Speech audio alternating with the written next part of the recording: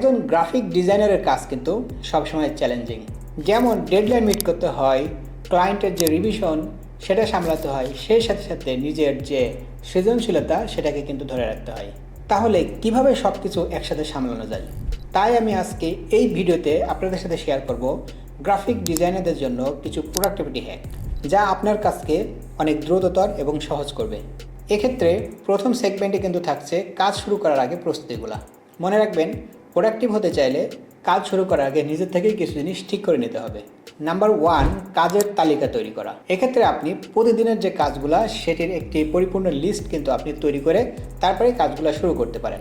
দ্বিতীয় বিষয়টি হচ্ছে একটি অর্গানাইজড ওয়ার্ক স্পেস। মনে রাখবেন যে সুন্দর, পরিষ্কার পরিচ্ছন্ন এবং মনোরম পরিবেশে একটি কাজের জায়গা তৈরি করলে সেই জায়গাতে আপনি কাজ করতে বসলে কিন্তু আপনার কাজের যে মনোযোগ সেটি কিন্তু অনেকটা বাড়িয়ে দিবে। নাম্বার 3, সঠিক টুলস এবং টেকনিক্সের ব্যবহার। আপনার কাজের ক্ষেত্র বিশেষ অনুযায়ী যে সফটওয়্যারগুলো আপনি ব্যবহার করেন সেই সফটওয়্যারগুলোকে আপনি আপ টু ডেট রাখার চেষ্টা করেন এবং লেটেস্ট ভার্সনগুলো ইউজ করার চেষ্টা করেন। সেই সাথে সাথে আপনি আপনার সফটওয়্যারগুলোর শর্টকাটগুলো শিখে নিন। এতে আপনার কাজের গতি বেড়ে যাবে, আপনার মনোযোগ বাড়বে এবং লেটেস্ট ভার্সন ইউজ করাতে আপনার যে নতুন নতুন আপডেটগুলো সেগুলো আপনি কিন্তু ইউটিলাইজ করতে পারবেন। দ্বিতীয় সেগমেন্টে নাম্বার 1 হচ্ছে পোমোডোরো টেকনিক্সের ব্যবহার। এক্ষেত্রে আপনি কি করতে পারেন, যদি আপনি 30 মিনিট কাজ করেন সেক্ষেত্রে অবশ্যই আপনাকে 5 মিনিটের জন্য শারীরিক এবং মানসিক বিশ্রাম দিতে হবে। সেক্ষেত্রে আপনি যখন বিশ্রামটি নেবেন এবং আবার কাজে বসবেন, দেখবেন যে কাজের জন্য আপনি আবার মোটিভেটেড হয়ে উঠছেন। দ্বিতীয় বিষয়টি হচ্ছে কাজের ডেডলাইন তৈরি করা এবং প্রতিটি কাজের জন্য আলাদা আলাদা প্রায়োরিটিস লিস্ট তৈরি করা। এক্ষেত্রে আপনি প্রতিটি কাজের জন্য গুরুত্বপূর্ণ যে লিস্ট সেটা তৈরি করার পাশাপাশি আপনার যে কাজটি আগে সেই কাজের ডেডলাইন কিন্তু আপনি আগে সেট আপ করে এভাবে আপনি ক্রমানুসারে কিন্তু প্রতিটি কাজের জন্য আলাদা আলাদা ডেডলাইন তৈরি করে কোন কাজটির বেশি প্রাধান্য সেই কাজটি কিন্তু আপনাকে আগে শেষ করতে হবে। তৃতীয় সেগমেন্টে যে বিষয়টা আসে তা হচ্ছে আপনার সৃজনশীলতা বা ক্রিয়েটিভিটি বাড়াতে হবে। আর গ্রাফিক ডিজাইন মানে কিন্তু সৃজনশীলতা। সো এটাকে আপনি যদি আরও বৃদ্ধি করতে চান তাহলে আপনার নিজের প্রতি কিন্তু অনেক বেশি যত্নশীল হতে হবে। নাম্বার 1, রেগুলার ব্রেক নিন।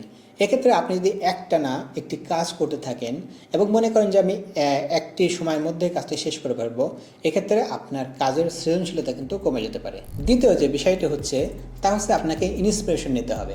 এখন আমরা কোথা থেকে ইন্সপিরেশন দিতে পারি? এক্ষেত্রে আমরা ইন্সপিরেশনের জন্য বিহ্যান্স, ড্রিবল বা যে পিন্টারেস্ট নামে একটি ওয়েবসাইট আছে, এই ওয়েবসাইটে ঢুকে কিন্তু আমরা অনেক ভালো ভালো কাজ দেখে সেখান থেকে কিন্তু আমরা ইন্সপিরেশন নিতে পারি। চতুর্থ সেগমেন্টে প্রোডাক্টিভিটি বাড়ানোর জন্য আপনাকে সেরা কিছু টুলসের ব্যবহার করতে হবে।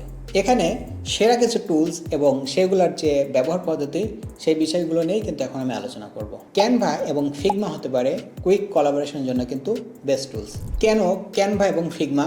এক্ষেত্রে ক্যানভা এবং ফিগমার মাধ্যমে কিন্তু আপনি খুব দ্রুত কাজ করে সেই কাজটি আবার আপনার যে ক্লায়েন্ট সেই ক্লায়েন্টের সাথে কিন্তু আপনি লাইভ শেয়ার করতে পারবেন এবং ক্লায়েন্ট যদি কোনো ফিডব্যাক দেয় সেই ডিজাইনে বা আপনার যে প্রজেক্টটি করেছেন সেই ফিডব্যাক কিন্তু আপনি লাইভ দেখতে পারবেন এবং সেখানে কিন্তু আপনি ফিক্স করলে আপনার ক্লায়েন্ট কিন্তু ইনস্ট্যান্ট সেখান থেকে আবার দেখে নিতে পারবে।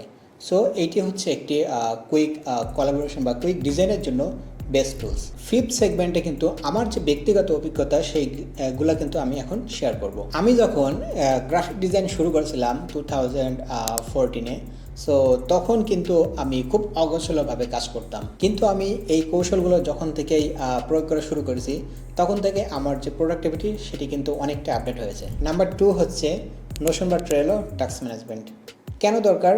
এটা হচ্ছে আপনার কাজের যে অগ্রগতি আপনি সেটাকে কিন্তু এখানে ট্র্যাক করতে পারবেন এবং সেই সাথে সাথে আপনার যে নতুন নতুন যে আইডিয়া সেগুলো কিন্তু এখানে আপনি নোট ডাউন করে রেখে দিতে পারবেন। এছাড়া আপনি জুম সফটওয়্যারটি ব্যবহার করতে পারেন আপনার ক্লায়েন্টের সাথে মিটিংয়ের জন্য এবং যদি কোনো প্রেজেন্টেশন দেওয়ার প্রয়োজন হয়ে থাকে সেক্ষেত্রে আপনি স্ক্রিন শেয়ার করে খুব সহজেই কিন্তু এখানে আপনার প্রেজেন্টেশন দিতে পারবেন।